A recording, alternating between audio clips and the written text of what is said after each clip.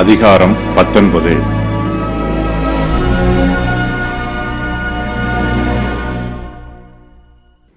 இஸ்ரவேல் புத்திரர் கர்த்தருடைய கற்பனைகளுக்கு கீழ்ப்படிய வேண்டும் என்றும் அவரை ஆவியோடும் உண்மையோடும் ஆராதிக்க வேண்டும் என்றும் மோசே அவர்களுக்கு இதுவரையிலும் போதகம் பண்ணினார்.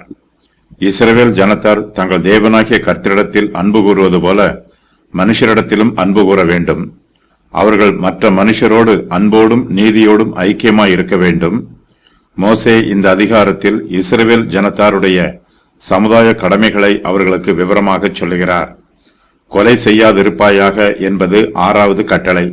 இந்த கட்டளையை பற்றி மோசே இந்த வசன பகுதியில் விரிவாக சொல்லுகிறார். களவு செய்யாதிருப்பாயாக என்பது கர்த்தருடைய 8வது கட்டளை. இந்த கட்டளை பற்றிய விவரம். பிறனுக்கு விரோதமாய் பொய்ச்சாட்சி சொல்லாதிருப்பாயாக என்பது கர்த்தருடைய 9வது கட்டளை. இந்த கட்டளையை பற்றிய விளக்கம்.